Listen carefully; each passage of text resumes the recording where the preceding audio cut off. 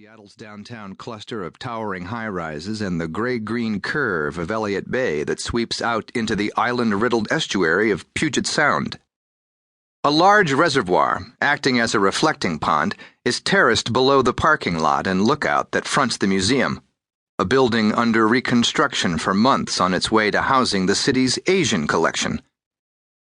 Boldt parked his aging department-issued four-door Chevy 3 spaces away from the red Prelude that Daphne Matthews maintained showroom clean. She was not to be found in her car. The water tower's stone facade rose several stories to his left.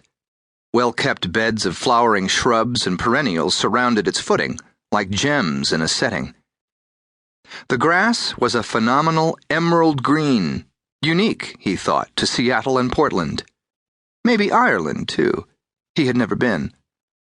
Summer was just taking hold.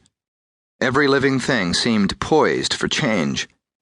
The sky was a patch quilt of azure blue and cotton white, the clouds moving in swiftly from the west, low and fast.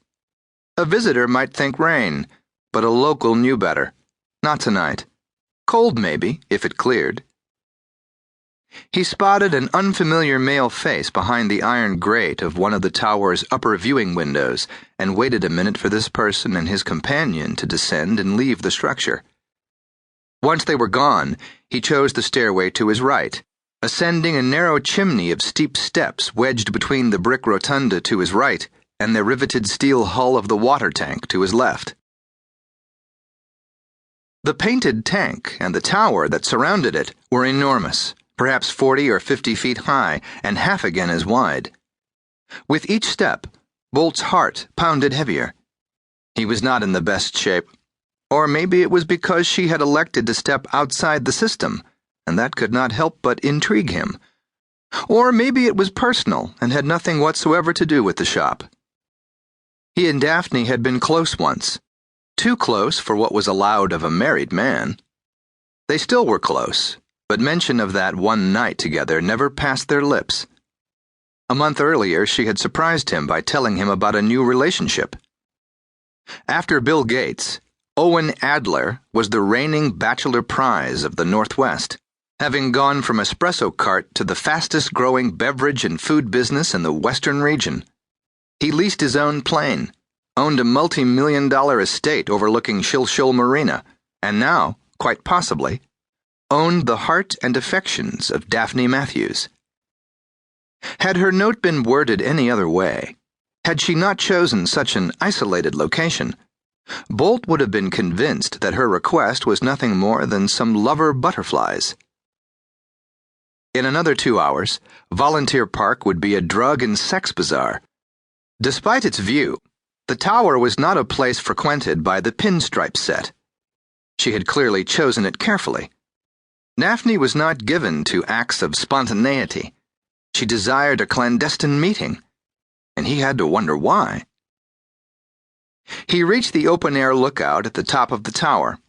It had a cement floor and evenly spaced viewing windows cross-hatched with heavy-gauge steel to prevent flyers from testing their wings, or projectiles from landing on passers-by. Daphne held her arms crossed tightly, accentuating an anxiety uncommon in her. Her brown hair spilled over her face, hiding her eyes, and when she cleared it, he saw fear where there was usually the spark of excitement. Her square-shouldered, assertive posture collapsed in sagging defeat. She wore the same blue slacks and cotton sweater he had seen her wearing at work. She had not been to her houseboat yet. "What is it?" he asked, worried by this look of hers. Her chin cast a shadow hiding the scar on her neck. She did not answer immediately. "It's a potential black hole," she explained. A difficult, if not impossible, case to solve, and with political overtones.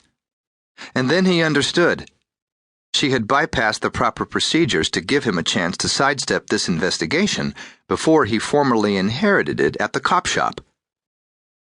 Why she would have a black hole in the first place confused him. The department's psychologist did not lead investigations.